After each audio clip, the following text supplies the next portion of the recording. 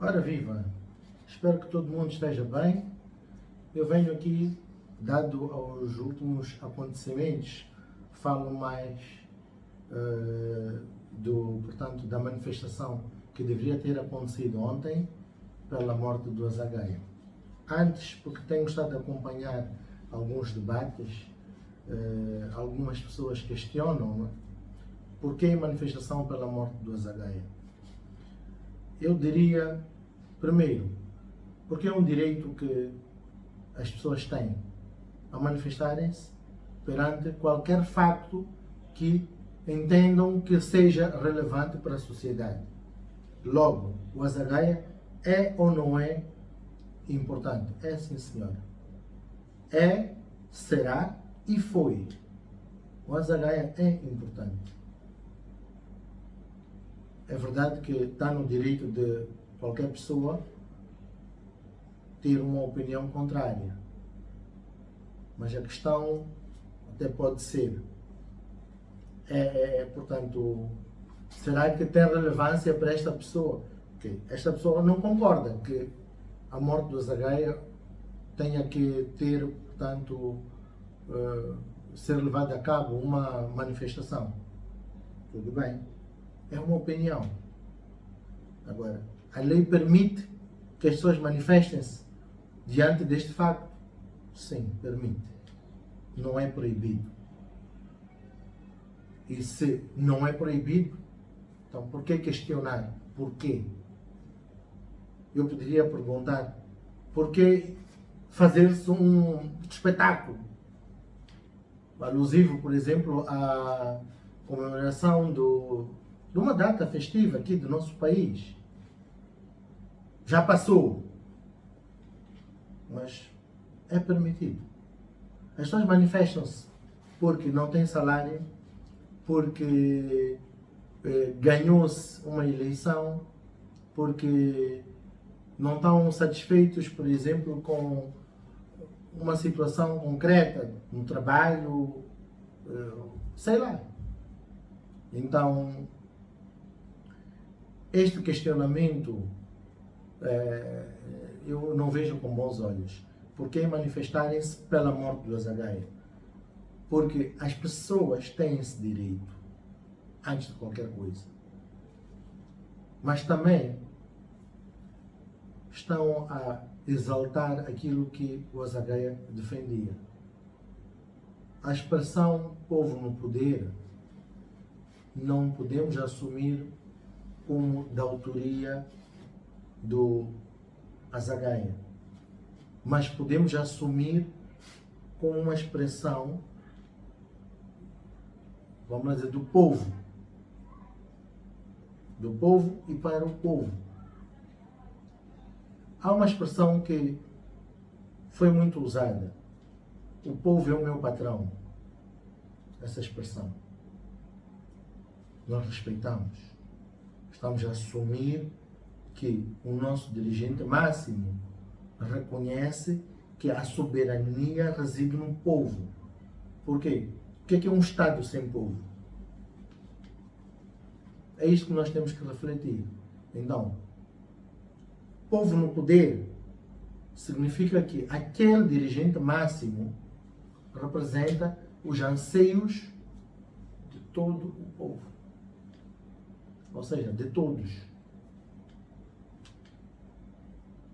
Então, para mim é redundante questionar-se por que manifestar-se pela morte do Azagaia.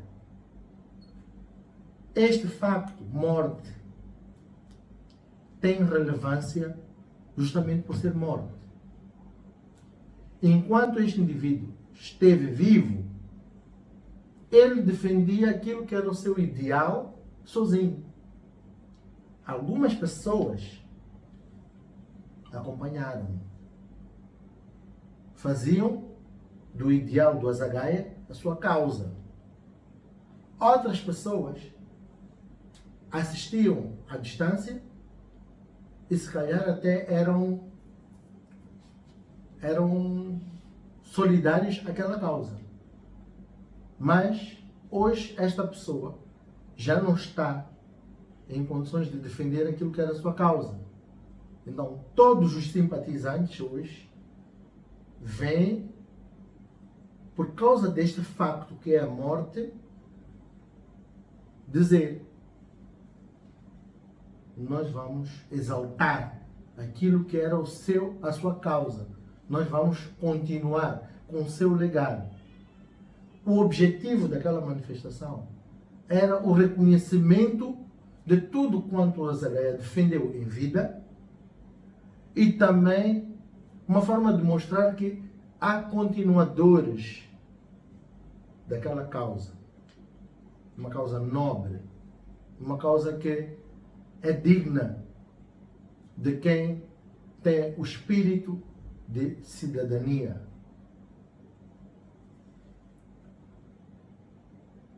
Não é por isso que as pessoas devem ser repelidas.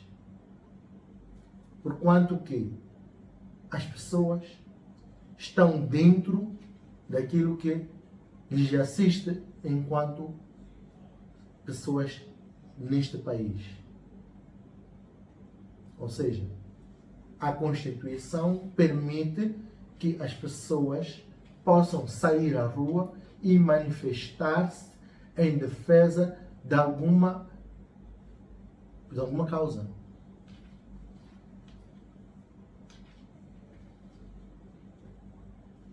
Neste momento, é preciso analisar, antes de questionar-se por que a manifestação, é preciso analisar-se a atuação que foi feita pelas forças de defesa e segurança. Foi legítima. Uma coisa é estar, defender, prevenir, não é? A outra é não permitir e depois cometer excessos, como nós podemos ver. Excessos, vamos dizer de alguma forma, que foram cometidos de forma premeditada e com a intenção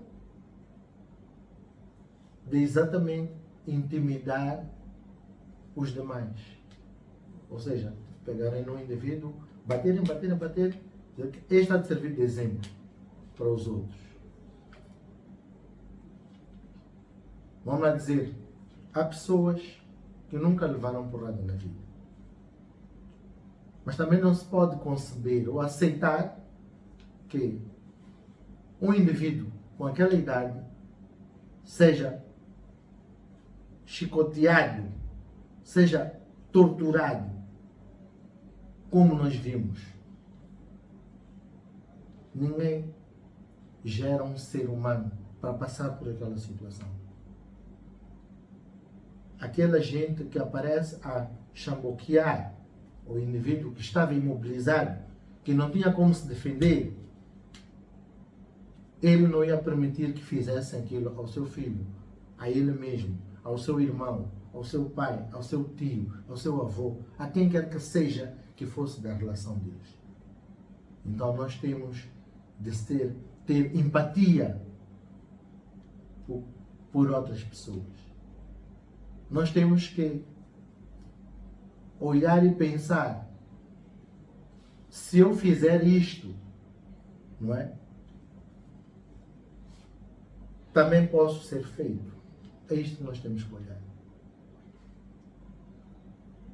E nós não podemos usar o pretexto de estou a cumprir uma ordem, porque a Constituição dá a prerrogativa ou estabelece limites na atuação. Ou seja, aos agentes, aos funcionários, a qualquer cidadão, é existido o direito de resistência de ordens ilegais. Mandar bater alguém é uma ordem ilegal, porquanto que não é uma sentença. Os agentes sentenciaram aqueles indivíduos ao Inocêncio, que ficou sem a vista porque foi vítima, portanto, de uma bala. E aquele indivíduo que é anônimo, que ninguém diz qual é a situação dele, vimos ali a ser chicoteado, espancado, de tal maneira que a pessoa que estava a filmar estava a dizer: aquele senhor vai matar, Este senhor está a matar vai esse matar, senhor, vai morrer vocês. aquele senhor. E a pergunta E é: você. havia necessidade para tanto? Para menos não havia, imagina para tanto. Bater, espancar aquele indivíduo. A pessoa está imobilizada por 3 agentes. Dois eram suficientes, mas aquele indivíduo estava imobilizado. Um indivíduo nas pernas, nos pés, 2 indivíduos a segurarem uma mão, outra mão. Depois aparecia o senhor justiceiro que estava a bater, o senhor Fausto, parece-me que é esse o nome, a bater aquele indivíduo. Aquele indivíduo que estava a levar porrada devia ter, estava acima de 21 anos, vamos lá dizer. E o indivíduo que estava a bater não tem mais do que 50 anos. Ok, vamos lá dizer, não tem mais do que 60, por excesso. Portanto, vamos dizer que ele está no intervalo dos 40 anos aos 60 anos. Portanto, é uma pessoa que é esclarecida, que ouve, que convive com jovens, que sabe o que é levar porrada, sabe o que é bom, o que é mau. No entanto, esta pessoa aparece com uma raiva, como se aquele assunto fosse dele. Eu não acredito que alguém tenha visto aquele vídeo e não tenha ficado arrepiado, não tenha ficado tocado, sensibilizado e clamar por justiça. Nós temos de fazer qualquer coisa para que aquela pessoa responda por seus atos. Nós temos de fazer alguma coisa para que aquela pessoa sirva de exemplo, no sentido de, sempre que qualquer agente for para a rua, pense 2 vezes antes de cometer aquele tipo de atuação. Aquele indivíduo não está a servir ao Estado. O fim do Estado não é aquele. Aquele indivíduo não é um agente digno de ser agente do Estado ou funcionário do Estado. Não é digno daquele uniforme que supostamente ele esconde-se por detrás. Ele é um assassino. Aquele indivíduo é um assassino. Escondido ou camuflado dentro das forças de defesa e segurança. Porque ninguém vai aceitar aquele tipo de comportamento.